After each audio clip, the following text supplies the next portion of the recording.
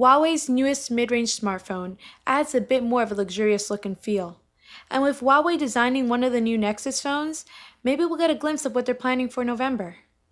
Hello everybody, I'm Crystal, and this is a review of the Huawei Honor 7.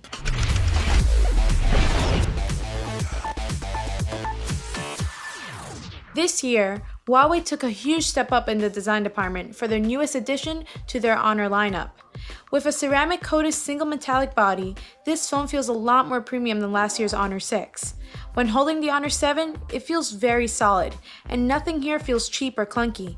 Gone is the fragile rear glass backing, and here instead is their more durable metallic backing that not only looks great, but feels really nice in the hand. The front glass meets the metal edges without much of a lip, allowing you to swipe things in with ease. And with its pretty small bezels and 5.2-inch screen, one-handed operation is quite easy, even though the metallic backing can make it feel a bit slippery sometimes. On the front, above the screen, we can find the 8-megapixel front-facing camera, the speaker grille which has an LED notification light inside, and a front-facing flash. We'll get to that later.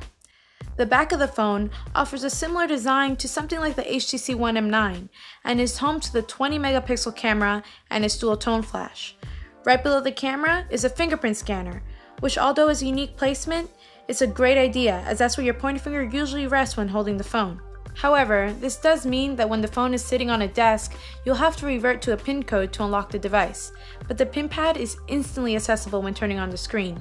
This fingerprint scanner is probably one of the fastest I've used.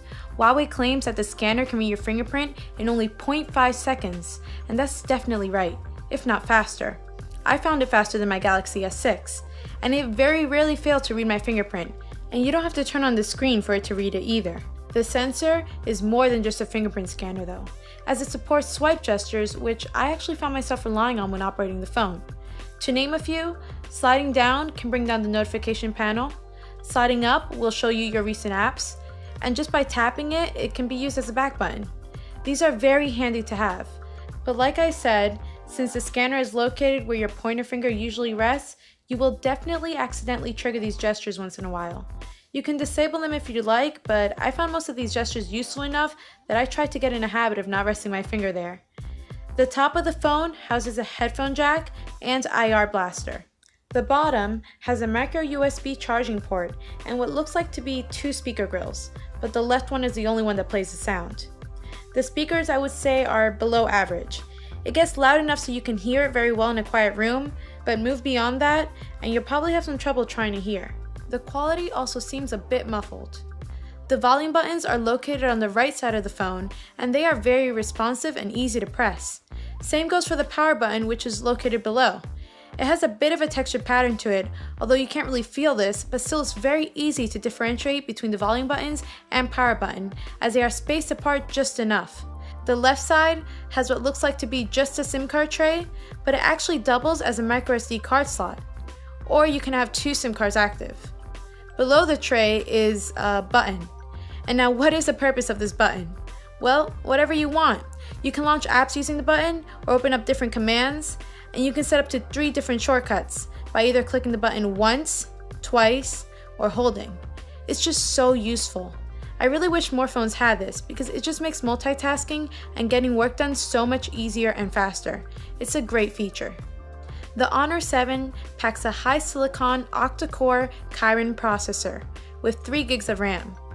There's 2 storage models, one with 16 gigs and the other with 64 gigs. And inside, we have a 3100 milliamp battery. The phone comes in white, black, and even a gold option. And yes, it supports NFC. The Huawei Honor 7 is equipped with a 5.2-inch HD IPS display, and it's a very nice one. There's a huge difference between this and its competition, the Meizu MX5. The Honor 7 has a beat by far. With 424 pixels per inch, viewing content on this display is great. Huawei says the Honor 7 display has a 1500:1 high contrast ratio and 85% color saturation rate. This makes for crisp and clear text and very vibrant colors. Viewing angles are quite good and this screen can get very bright. The phone also supports the tap to wake feature for easily turning on the screen with 2 taps. Overall, It's a great display, and you won't be disappointed by it. The Honor 7 is running 5.0.2 right out of the box, with Huawei's skin of Emotion UI or EMUI 3.1. There's some great things about it, and some things that aren't that great. What is great is that the phone is filled with shortcuts and little features that help navigating around the phone a lot quicker and fun. Besides the nice fingerprint scanner shortcuts, you have the ability to use your knuckle to take screenshots by double tapping or even drawing areas to crop, reversing the back and recent apps button, or even adding a fourth button for notification pull down. There's even some silly ones like tilting the screen to move apps around. There is no sign of any of Google's material design anywhere throughout the software, and what you actually have is something similar how iOS is, with its blurring of background areas. It's all subjective. Some might love it, but some Android lovers may wish it didn't steer too far off. But hey, whatever rules it follows or doesn't, this UI is very sleek, allowing for some different themes to be chosen with some really trippy but cool background animations.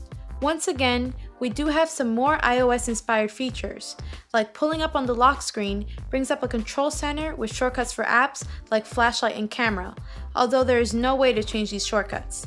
And swiping down from the middle of the home screen will open a universal app search. There is also no app drawer, so once again, this is a phone that you will have to resort to folder making to hide your apps.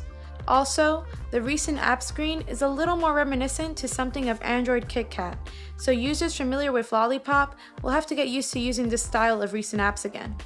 The notification panel is chopped up into sections, shortcuts, and notifications. It would have been nice to have these two sections combined, but the notification section is quite nice, with a little timeline on the left side keeping your notifications very organized. Although the UI's design choices are unique, it's designed very well, and the extra customization of shortcuts translates to a very nice experience. The hardware does a pretty good job of making everything run very smooth. Very few times will it slow down or take a second to load something. But when you move on to gaming, the GPU doesn't do a great job of keeping up on more advanced graphical games. It's not really bad, but you do lose a lot of frames at times, and menus will take a while to load. More simple games like Candy Crush, for example, shouldn't be a problem. But if you're a big gamer, the Honor 7 might not be the best choice. The camera is a huge improvement coming from the Huawei Honor 6. With its 20 megapixels, you can take some really good pictures. Huawei is using a Sony sensor for their rear-facing camera, with a 2.0 aperture, so low-light shots should be better, and you'll have a nice depth of field effect. Launching the camera is extremely fast and easy too. Just by holding the volume down button, the camera will launch and immediately snap a picture in a flash. It's super fast, and even Huawei seems proud of this, as they flaunt how much time it took. And yes, picture quality is a great big improvement. Pictures have a good amount of detail, and in most environments there is not much noise. Once you get into areas with medium light, some grain will start to show, but it's not too much. I guess the theme for this camera is, with lots of light, you will take very colorful pictures with lots of detail and no noise. And as you begin to lower the brightness though, these three things begin to drop. So the closer you get to taking a picture in low light, pixels will start to get a little grainy, and also colors begin to get a little dull. But besides this, the overall quality of pictures in low light is pretty good. The front-facing camera is wide-angled and 8 megapixels, with a 2.4 aperture. You have a couple of features here like beauty mode, and even a front-facing flash, which is more of a dim little flashlight, but it can be good for just adding just a bit of extra light in. The quality is great, with nice colors and even detail, and as you go into moderate to low light, once again some noise will start to show, but pictures are very sharp and good looking. Video quality is not that great. Dynamic range is pretty poor, and a lot of the times it'll be way too overexposed. The Honor 7 houses a 3100 mAh battery. You can expect great battery life on this phone. On a typical day of watching a few videos, taking a few pictures, responding to lots of texts, and having some long internet browsing sessions, I was able to get around 5.5 hours of screen on time. The Honor 7 is also capable of quick charging, which Huawei claims in just 30 minutes can charge the phone from 0 to 50, or with a 5-minute charge can power enough to have a 1-hour phone call. There are no huge flaws with the Honor 7, but if you're a huge gamer, this phone probably won't be the best choice, and the UI will take some time getting used to. But everybody will really enjoy the display on this phone, along with the battery life and pretty nice camera. Overall, it's a really good phone. Is it worth buying though? Well, Huawei is going to be pricing this very competitively amongst other mid-range phones around $400. For that price point, there are definitely better phones out there that offer more in some areas. But at the end of the day, this is a nice little phone. Thanks for watching, everybody.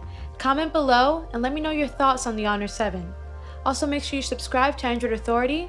And don't forget to check out our website, androidauthority.com, because we are your source for all things Android.